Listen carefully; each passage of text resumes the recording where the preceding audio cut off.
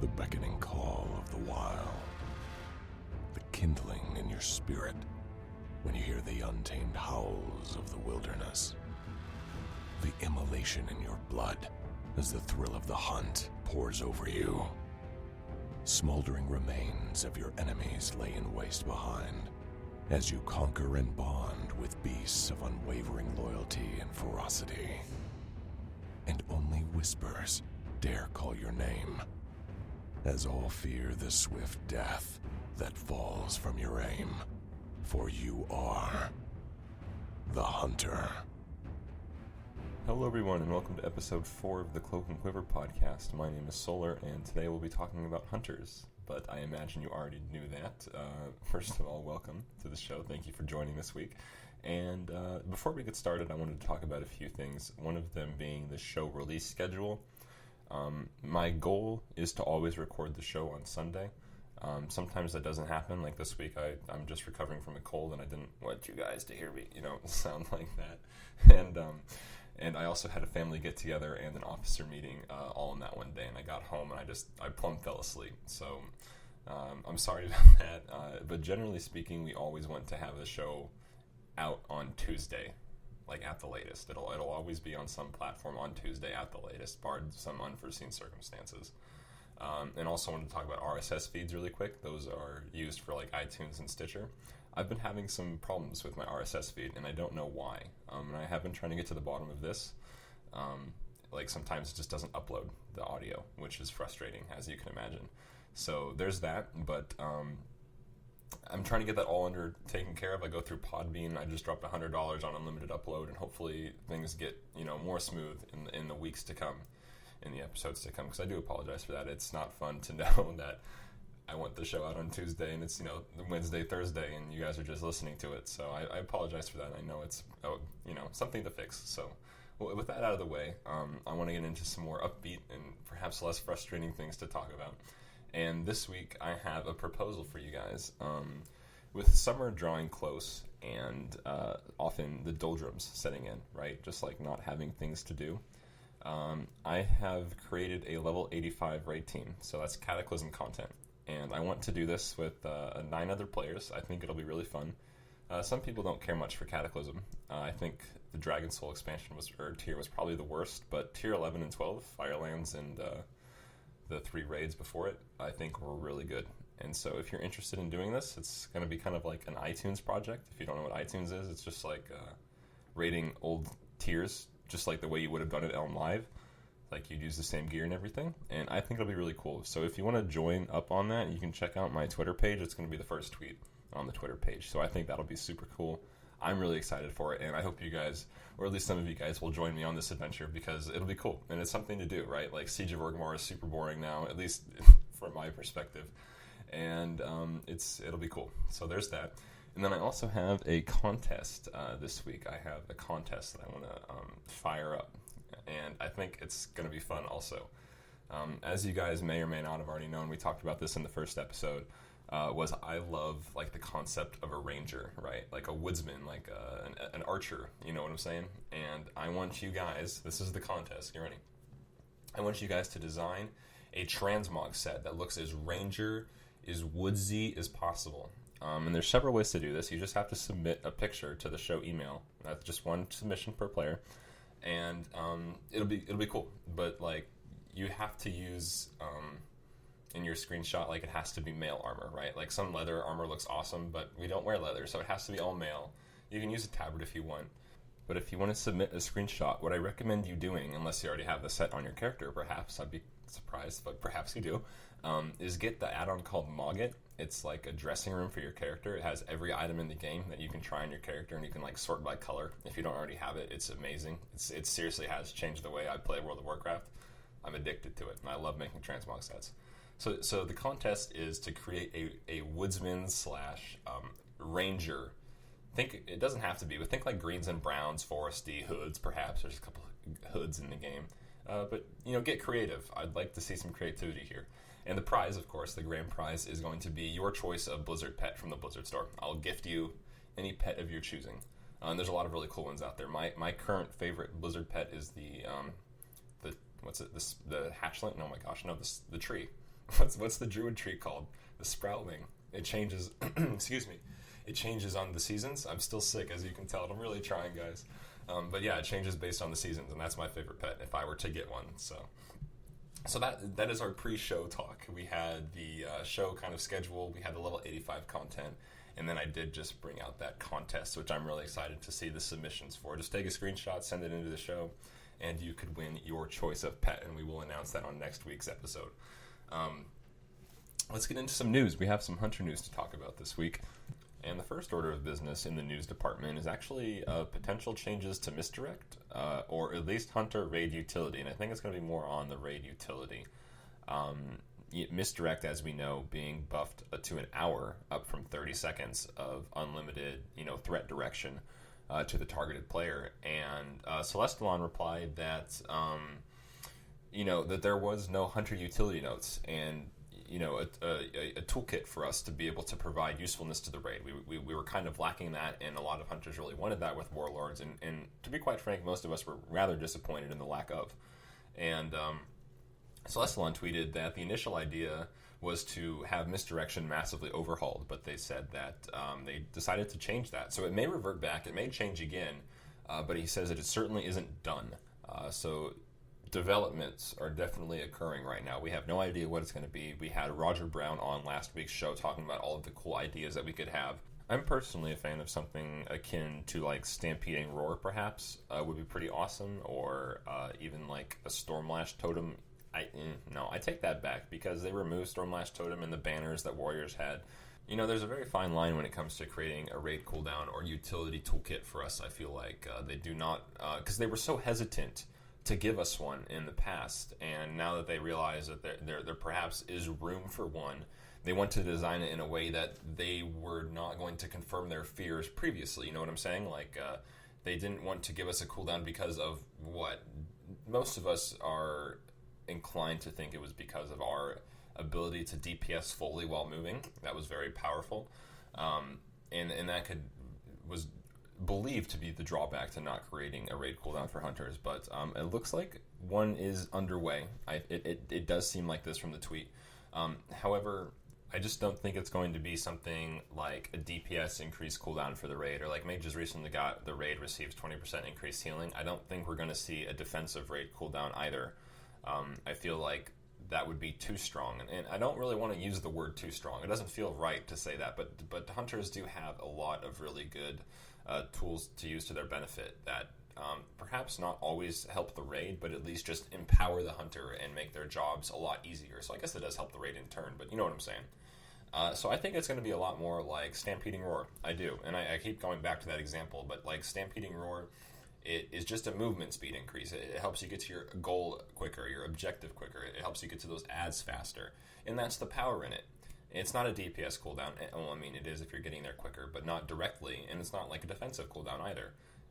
So something along those lines would be great, and I would appreciate that, and I think we may see something like that. I trust you, Celestalon, to provide the buff that we need in this regard. So those are the changes to Misdirect and Hunter Utility, and we have something to talk about next that involves traps. And the trap that is getting talked about today is Explosive Trap. And Explosive Trap is getting changes in Warlords. And first, let's explain how Explosive Trap works right now. Because right now, what happens is you launch your trap on a target, the explosion goes off, and this kind of fire pulse continues on until the trap's duration.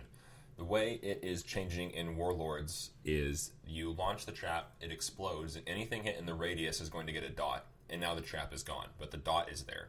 So if anyone walks into the trap, like say the trap goes off and then like 2 more ads walk in, they don't have the damage from Explosive Trap anymore. It is just from the initial explosion applying those dots. And I don't know how I feel about this. I think it's good and it's bad. And the reason I think it's, I'm just going to use an example that I could think of off the top of my head, which would be on Garrosh. When the ads come out in the first phase, like say I put an Explosive Trap down, and then the Farseer Shaman comes riding in on his wolf, and we pick him up and bring him into the raid, he would still be getting hit by my Explosive Trap as it stands in Mists of Pandaria. However, in WoD, if I put my Explosive Trap down, it would just be the Korkron melee ads that come in. I don't even know their name, but those guys would just be getting hit.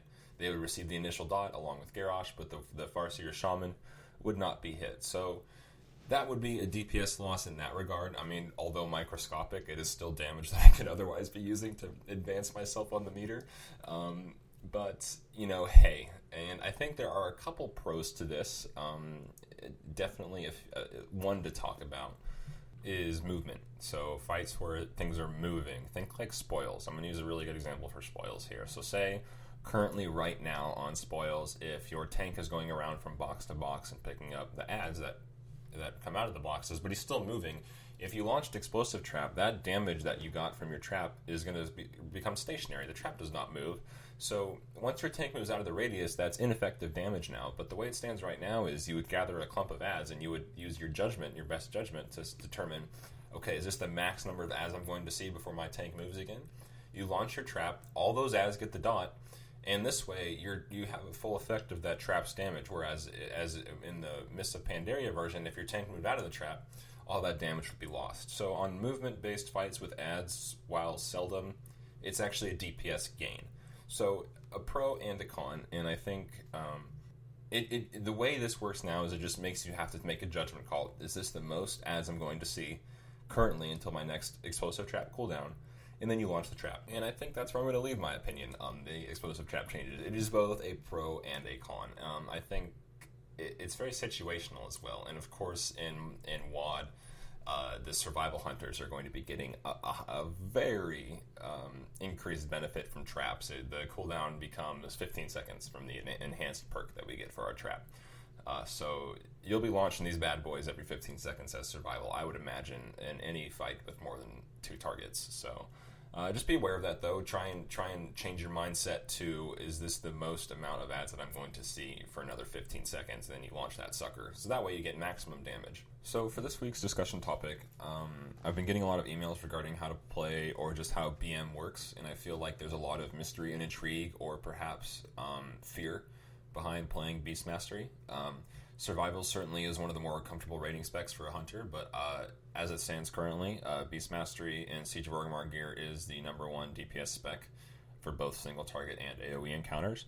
And I wanted to go over some information for you guys, and not necessarily like, here's the rotation, here are your cooldowns, you press these buttons when. We'll do a little bit of that, but you can go to IC Veins or YouTube. That's all standard information. This show is about being a better player, being a better hunter, discussing the finer points of gameplay.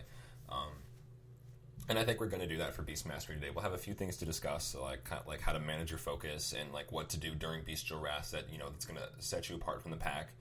And we're just going to get into some, and I wouldn't say like complex gameplay or anything like that, but it's just going to be quality of life changes that are going to not only increase your DPS, but they're just going to set a precedent for better gameplay. And I think that's going to be pretty cool. So we're going to get right into it. So let's talk about Beast Mastery. And the first thing I want to discuss probably is the opening rotation for BM. There's a lot of buttons, and there used to be even a lot of buttons back when readiness was still a thing. But the opener is important. You front load a lot of damage into your opener as a Beast Mastery hunter, and then you kind of maintain that burst every minute to 40 seconds, depending on if you have the Assurance of Consequence trinket. But enough of that. Let's talk about what kind of spells and abilities we're going to need to use in this opener. Talk about what kind of focus you want to have when you activate Bestial Wrath and things like that. So we'll get right into it, and we'll start with the poll. And I'm going to walk through this really slow, so if you want to write it down or pause or memorize stuff, I'm going to say something and then kind of explain it, and then it'll just be step by step. I don't want this to be information overload, but there is a lot of processes. I at least should mention that. So what you want to do, so say your raid leader puts out the 10-second countdown to your tank or what have you to start the fight. So when the fight usually reaches 2 to 1.5 seconds, I have my finger, the boss already has Hunter's Mark, I hope that's a given, and my finger is just resting on my pre-pot, okay? So, at 1 second, I hit my pre-pot and I start to cast a Cobra Shot. So, right when the boss is pulled and the tank charges in, I have a Cobra Shot on the boss, just for some initial damage, and we'll also talk about why this is a huge benefit here in a moment. So there was that. So there was the Hunter's Mark, there was the pre-pot, there was the Cobra Shot. So, and we're only 0.2 seconds into the fight right now, okay? So what we're going to do once we do that is, I like to call this the nuke macro. What it essentially is Bestial Wrath with your, perhaps, racials or at least your engineering gloves if you have those as well. But it's really Bestial Wrath, Rabid, which is something that your pet does. What I'm going to recommend you do right now, if your pet has rabid, I would imagine your pet's ferocity, so of course it does, is turn it off and just have it macroed into your Bestial Wrath. It's a DPS increase, so your pet's not auto-casting rabid. You can actually time it with your nukes. So you did Bestial Wrath, you did Rabid, and then you did Kill Command. So now Bestial Wrath is rolling, and you're going to rapid fire right now. And you're going to follow that rapid fire up with a Dire Beast and a Glaive Toss. So what you kind of noticed there was we were clearing out all of our cooldown-based abilities in our Bestial Wrath. So things that have cooldowns are now on cooldown. And now we're going to kind of start to get into the meat of the rotation. So you've done your Kill Command, and you've activated Rapid Fire and Dire Beast and Glaive Toss. So now we're kind of in the clear. So what we're going to do is we're going to get Serpent Sting up at this point. And we'll talk a little bit about using Serpent Sting in Bestial Wrath or before Bestial Wrath on the pull, and I'll explain that in a minute. We're going to go into Complex Rotation Part 2 here in a minute. So like I said, we just applied our Serpent Sting. And now we're going to Arcane Shot spam until our Kill Command comes off of cooldown again. Usually it's 2 or 3 Arcane Shots at this point. And so we've hit that second Kill Command, and then we're going to go on to our standard rotation. Usually you're going to hit that Kill Command and you're going to use 2 more Arcane Shots, and then your Bestial Wrath fades. And then you just go right into your rotation again. So you're going to build up your focus with Cobra. You're going to always make sure you're hitting your Kill Command when it comes off of cooldown, and you're going to dump all of your excess focus with your Arcane Shot. So that's pretty standard, and that was our opening rotation. And while it may seem kind of daunting, it really isn't, and I'll put it into simpler terms here in just a moment. Your goal is to really, on the opening rotation, just get rid of all of your big damage cooldowns and get 2 Kill Commands into that first Bestial Wrath. And like I said, there's a lot of finer points that we can discuss about the opening rotation, which I will here in a second. But really, don't be too scared. You're going to want to have 2 Kill Commands in your opener, and you're going to want to get rid of all of your DPS cooldowns inside of it. It's not too bad. So let's talk a little bit about how trinkets interact with our opener and how we can get a bit more damage from our opening rotation with trinket procs. Okay, so trinkets and the opener. If you have trinkets like Harem's Talisman or the Ticking Ebon Detonator, you're going to want to get those procced before your first Kill Command, because you have your potion rolling, and you want to get your big heavy agility boosting trinkets on your Bestial Wrath. So why would you want your trinkets to proc halfway through your Bestial Wrath so only your second Kill Command has this like crazy agility boost? You want to really hope for, because it's RPPM, it's random, you don't always guarantee this, but you want those trinkets up, before this Bestial Wrath happens. And I have an altered rotation for this that kind of fixes this problem, and it's not guaranteed because, like I said, it's all random, but it certainly helps, and I think it's a lot better. So what we do is we apply our Hunter's Mark, and we pre-pot, of course, like 1 second before the pull, and then we cast our Cobra Shot. So this Cobra Shot and the subsequent Auto Shot are going to hopefully get the ball rolling on our trinket procs. So we've done our pre-pot, we've done our Cobra Shot, and now we're going to apply Serpent Sting. And as you may notice, this actually isn't in the opening Bestial Wrath. It's actually outside of it before it. And this is also to get the ball rolling on the trinket procs. So what we've done is we've fired up a couple of abilities that can hopefully proc our trinkets at this point. And then we open into our Bestial Wrath. And we will use Glaive Toss in the Bestial Wrath as well. And you pretty much just repeat the same thing we did prior to this. And the reason I mentioned Glaive Toss is there are actually quite a few guides out there that say use your Glaive Toss on the opener, like where we would otherwise Cobra Shot, like the tank pulls and you Glaive Toss immediately. Don't do this if you have the tier 14 4-piece bonus. You can get a boosted Glaive Toss in your Bestial Wrath opener. Why would you do it before the fight starts with 0 thrust behind it? That's all I'm going to say about that. I disagree with those guides. You can have a boosted Glaive Toss by 4 to 8% increased damage in your opening Bestial Wrath. Then why would you do it before the fight starts without any trinket procs or anything? I don't know.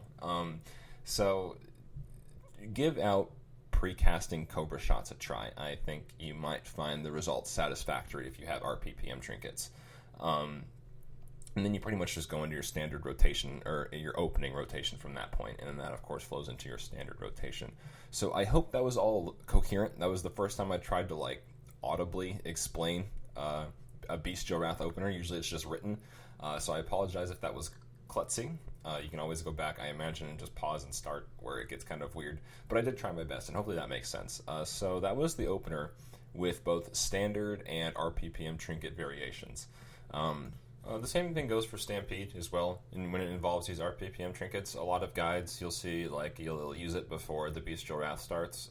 I do not. I will often use it many times in my Bestial Wrath at the cost of an arcane shot. And the reason is solely because now both of my trinkets are up. So for example, I have Assurance of Consequence, which is just, for example, 16,000 agility, and then my Ticking of a Detonator procs for an additional 20,000 agility. Now I'm going to hit my Stampede. Whereas before I would have had to hit Stampede 5 seconds prior to this, 6 seconds prior to this, and for those 6 seconds it would have been lacking that tremendous amount of agility for a couple of swings.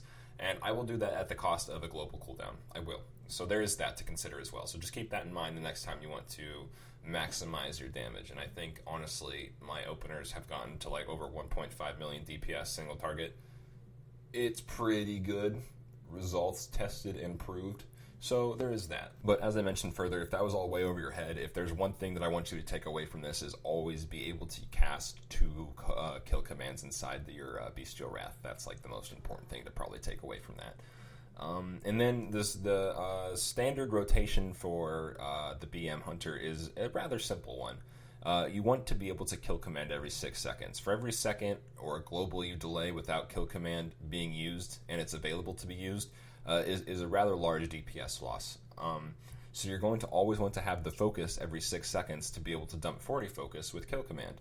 And how you do that depends on your levels of haste, if you're under any haste benefits, such as rapid fire or focus fire, or perhaps a time warp or something like that. But generally speaking, it's always going to be 2 Cobra shots and an Arcane shot. Sometimes you can squeeze in 2 Cobras and 2 Arcanes, or 1 Cobra and 2 Arcane if you're really haste buffed. But your goal here is to be able to just build up 40 focus every 6 seconds, and you can generally dump 1 Arcane shot's worth of focus and still be able to hit kill command. But don't bleed your focus out. Don't see that you have 60 focus and spam 2 Arcane shots or something like that, and then have to cast a Cobra or perhaps even 2 because you need 40 focus at this point. So keep that in mind. It's very important to be able to have 40 focus every 6 seconds. And that's pretty much it. We're going to talk a little bit about Focus Fire now. It's one of the cooldowns you have as a BM Hunter, and it's when your pet reaches 5 stacks of Frenzy.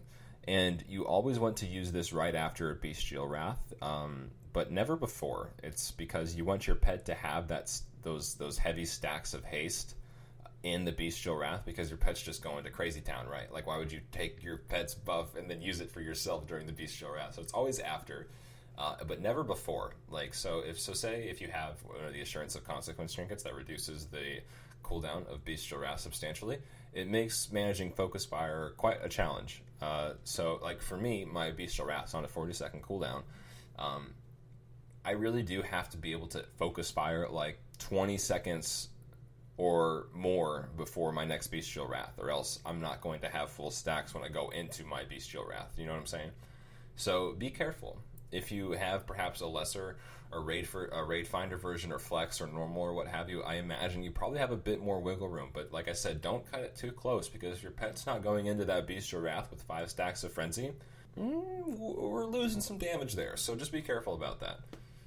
There are 2 more things I want to go over before we kind of move into AoE. One of them is kind of something you should always be aware of before you Bestial Wrath, and then the other one is something you can do to maximize your DPS, which I think is pretty awesome. But the first thing I want to discuss, which is totally worth mentioning, is never, ever, ever, ever, ever use Bestial Wrath if you do not have around 70 or 80 focus. And the reason being is with the recent, or not, I shouldn't say recent, but with the changes to Arcane Shot, making it from 20 focus to 35, you will run out of focus and not be able to kill command if you just spam your Arcane Shots in your Bestial Wrath. You have to have the focus to be able to spend the tremendous amount of focus that you will be using. Even though it cuts it in half, you will run dry. And you won't if you have 80 focus, or you're under some severe haste benefits like Bloodlust or Rapid Fire or something like that. You can cut it a little bit leaner, but I don't recommend it. Especially if you have the 4Ps from this tier.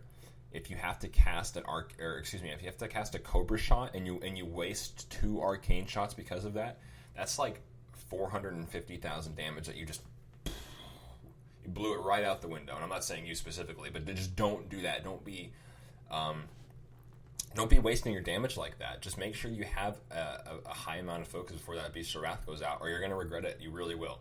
When you have to cast like a 1.8 second Cobra shot in your Bestial Wrath, you're just like, I really should have just waited until I had a little bit more focus. So keep that in mind. I think that's like the number 2 thing to take away as a BM hunter, is to just never run dry in your Bestial Wraths. It's very bad. And then so the next thing I want to talk about is something you can do that's not like game breaking, like your DPS won't go shoot through the roof, but it's something you can do to get an edge. And I think that's great. Like anything you can do to just do a little bit better, you should really be trying to do it. And this doesn't happen all the time, but it happens enough to where I'm saying if it does, you can do this cool trick. You can do this cool trick, and you'll gain a little bit extra damage because of it. It involves the tier 14 4-piece again. So say you just used your kill command, and your Bestial Wrath actually just like came up like 2 seconds later. So you have a active Bestial Wrath, but kill command has like 4 seconds left. So what you can do is just make sure your focus is in a good range, anywhere from like 60 to 80 at this point. Activate your Bestial Wrath, and I know kill command is still on cooldown. Stay with me here. Activate your Bestial Wrath and like drop an arcane shot or 2. Make sure your focus, like I said, was at a good amount before you do this. But what you effectively just did is you activated your 4-piece bonus, so now you're dealing 8% more damage, and your pet is dealing 16% more damage, or I forget what the ratio is, but you're buffed. Hooray! You're doing more damage. And as long as you fit 2 kill commands in this Bestial Wrath, everything's good. So what you just did was you made your first kill command even more powerful than it would have been. And it doesn't matter that you used 2 arcane shots before you had that first kill command. It really doesn't, and you just buffed your kill command because of that. And that right there is a damage increase, and that will make you a better hunter. So the next time you go up against your rival hunter in your guild or your raid or whatever, you can whoop his butt by a little bit of damage because you can do that now. And don't tell him either. That way he won't know, and he'll ask you how you did more DPS than you can tell him. So there is that. So hopefully you guys can use that to your advantage, because it does happen every now and then, and it's pretty cool to be able to do. So, but it's also important to know that there are instances, because Frenzy is random, right? There's a 40% chance for it to occur on a pet's basic attack to give a stack, that it just won't build in time, and that's okay, because there's nothing you can do about it. So just wait until after your Bestial Wrath, and you can use it again. Like there are some instances at 40-second Bestial Wrath cooldown that I have, where I don't cast Frenzy between a Bestial Wrath because I just didn't have the stacks for it. Or if I did, it was like 3 seconds before my Bestial Wrath was about to come up again, and I'll just use it after. So it happens. Don't be too frustrated with it. It's just the RNG in the Frenzy. So there is that to be aware of. So we kind of talked a little bit about cooldown management in regards to Focus Fire. We talked about our opening rotation, and we talked about the kind of standard bread and butter rotation, which I think most of you all can get, at least online or other resources. But like I said, important to use that 40 focus every 6 seconds for your kill command. So when you have 2 or more targets in the playing field and within 10 yards of your pet at least, because that is the range of Beast Cleave, you're going to activate Beast Cleave, and you do that by casting Multi-Shot, which is going to trip your pet's Beast Cleave, which is his 10-yard AoE that he does, or she, I guess, depending on the gender of your pet. I do not know. So what you want to do in this situation is you have to be very conservative about your focus, because you never want to delay a kill command when there are at least 4 or less targets. You still need to have that focus for kill command every 6 seconds when there are 4 or less targets. So throw Arcane Shot out the window at this point. We're not talking about Arcane Shot when it comes to this. But you're going to want to maintain at least or near close to, I shouldn't say at least, that wouldn't make sense, 100% uptime on Beast Cleave. So what you're going to what it's going to look like is, so say the second ad runs in, you multi-shot, you cast 2 Cobras, and then you kill command again. And then you're going to cast 2 more Cobras, and you're going to multi-shot, and then you're going to cast 2 more Cobras, and you're going to kill command, or 1, depending on how much focus you have. Or focus regen, I should say, haste. And you pretty much just keep that up. You, like I said, it's important. It's just really Cobras, kill commands, and multi-shots at this point. The more focus you can get, the better, because you're going to want, because it's kind of hard to do, because kill command costs 40 focus, and multi-shot costs 40 focus. So they're expensive, so you have to be able to build that focus. Like, for example, just from my experiences, my Cobra shot is at 1.8 second cast time. So what I basically do is I kill command, right, and then I cast 2 Cobras, and then I multi-shot, and then I cast 2 more Cobras. But like for each 2 Cobras I cast, 4 seconds has elapsed. So I really only have a second after I cast that multi-shot to build up the focus for Kill Command again, which is why I'm saying be careful. Kill Command is still more important than multi-shot at this point. If you can't get that multi-shot off without sacrificing a ton of focus and cast times to get that Kill Command off again, don't do it. It's important to get the Kill Command off first, and then you can worry about the multi-shot. Maybe it ends up being every other Kill Command you can squeeze a multi-shot in. That's okay, but just try and get as much uptime as you can on Beast Cleave. So when you have 4 or more targets, things can change a little bit, especially when it comes to choosing a Barrage or a Glaive Toss. It's important, and I don't know how many people do this because I've honestly never bothered to watch like another Hunter's gameplay or anything like that. But if, say you have 5 targets like clumped up, or at least in a close conglomeration, that's a word, right? Conglomerate, I think it is. Hopefully I used that right. You're going to want to choose, if you do have Glaive Toss for this fight, that it hits all of them. So select the target that's furthest back in this pack and cast Glaive Toss on him. So it goes through all 5 and it hits the target, and it goes back through all 5 and it hits all 5 targets. Don't just cast it on your target, especially if he's only like 2 targets deep, because that's like a super waste of Glaive Toss at this point. But if you have to like AoE like crazy, like a good example of this I think is Spoils, just go for Barrage if there's like 5 or more targets or 4 or more targets. But if it's like a fight like maybe Paragons, or I don't know, just think of a fight where there's like 4 or 5 enemies, maybe the opening sequence of the Dark Shaman's fight, and you don't have Barrage, because I don't know, I use Barrage for that fight. But what I'm getting at here is if you do have Glaive Toss for 4 or 5 targets, make sure it hits all of them. But if you want to AoE just a whole bunch, you can get Barrage. And so there is that. And what you can do is, traps are not a Beast Mastery Hunter's like forte, right? Like we don't have our mastery doesn't buff our trap damage, etc., etc., etc. But if you can have a instance where there are going to be 5 or more targets stationary for a full 20 seconds, then you can put your explosive trap down, and that will be a DPS increase if you can get a full duration explosive trap on those ads. And then at this point, we actually throw Kill Command out the window, and we just spam multi-shot as much as we can. So we just build with Cobra, multi-shot, build with Cobra, multi-shot. And then we also employ those techniques for when our Glaive Toss or our Barrage come up, or Explosive Trap for that matter, if there's a whole bunch of enemies. But that is how we do AoE DPS as a BM Hunter in both a tiny target scenario and a large number of target scenario. So that's kind of cool, and I think that's probably the most challenging part of being a BM Hunter is to successfully AoE, because it's very focus demanding. You really do have to keep a good eye on how much like haste you have, or you have to eyeball your focus a lot more when you do AoE as a BM Hunter, I've found, and it's a challenge, which I like. So there's that. So yay. And then as an aside, just because I want to mention it, it's not like crazy important. Well, I guess it kind of is. I don't know. Take it as you will. So things like Murder of Crows and Dire Beast are actually affected by our mastery. And you'd think Murder of Crows because of this would be like the best tier 5 talent. It's actually not. Blink Strikes is the best talent to choose as a BM Hunter for that tier. And then there's also something important when it comes into Blink Strikes. And if you have anywhere like a 550 item level or higher, this is more towards you. Start going towards a haste mastery crit build instead of crit haste mastery. And the reason being is because with such high haste, our basic attacks are actually hitting a lot more frequently because our pet is getting increased attack speed and increased focus regeneration. So Blink Strikes is just going to town. And because of this, it makes it a quite superior talent in conjunction with the haste build. And that's the way Hunters reforge at like a higher item level. So if you're like 550 or higher, just kind of start thinking, okay, how much haste can I get here? Haste mastery crit is actually what you're going to gun for. And it's awesome. It's actually a really nice DPS increase when you switch over, because there is a point, and I don't know exactly what it is, where crit haste mastery is better, and then you can switch over when you have high amounts of haste. But yeah, Blink Strikes in conjunction with the haste build is the bee's knees. So just be aware of that. You're going to reforge differently at somewhere down the line.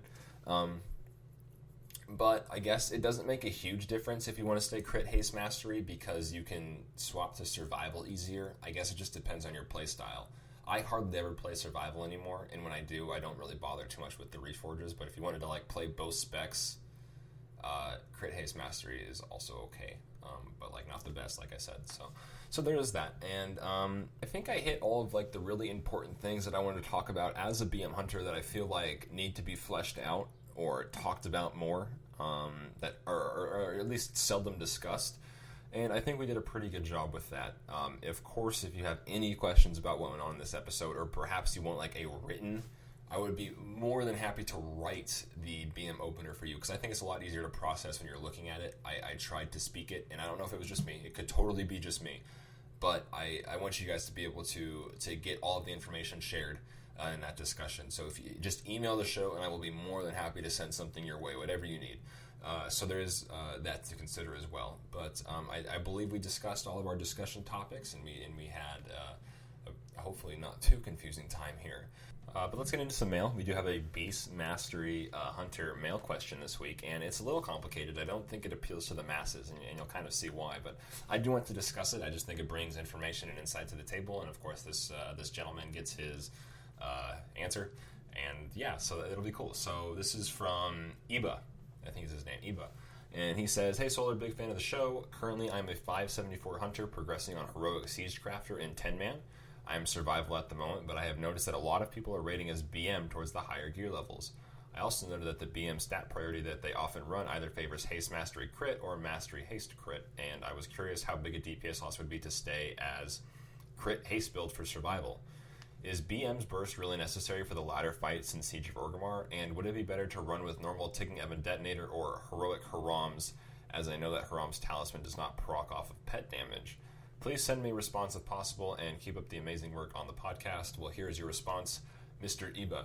So, first of all, yes, BM is going to be a lot better than survival in higher gear levels. And, well, I shouldn't say a lot, but for this instance, incredibly so much better for Siegecrafter as BM. I imagine you're probably going to run some belts, and you need to have that burst damage as a BM hunter that you do have with your Bestial Wraths going up on those belts.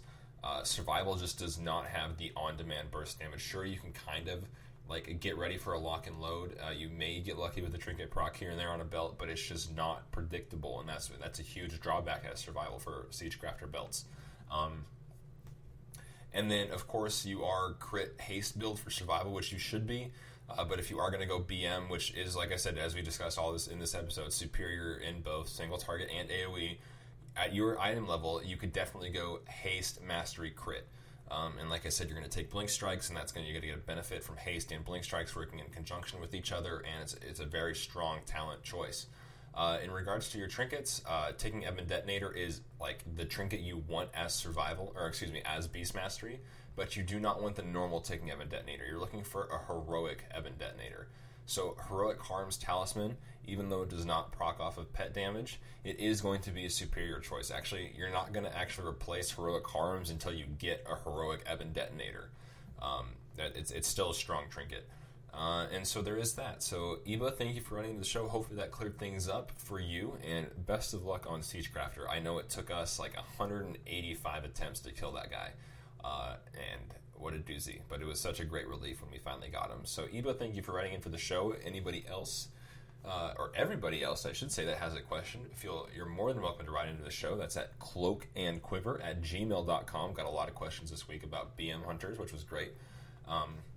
But I think that's going to do it for this week's show. We talked a little bit about Beast Mastery Hunters, had some things in the beginning to talk about. We have our contest, which I am so excited to see all of the submissions from you guys. Please get creative. I mean, what do you have to lose? You're just going to spend some fashionista time with Mogget, and you're going to make a cool-looking transmog set. It does not get much better than that, and you have a chance to win a pet of your choosing.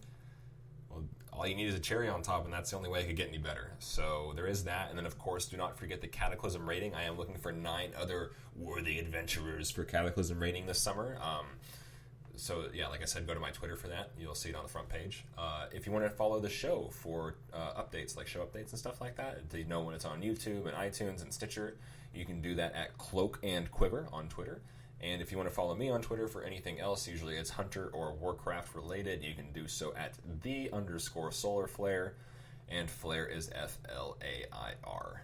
That's like the one thing I regret when I was, oh gosh, how old was I? I was a youngster back then. I thought it was funny to like not be Solar Flare like Flair, but I have flair and pizzazz, and now I'm just sitting here like I just wish I was Solar. But hey, you know what? You do dumb stuff when you're young. So, all right, everybody. I think that's going to do it for this week's show. Thank you all so much for tuning in, writing in, and supporting the show. I think you're all fantastic and wonderful. For that reason alone, I love doing this, and I hope you love listening just as well. So I will catch you guys all for next week's episode, episode 5. We'll probably tackle survival and some of the intricacies in Survival Hunter.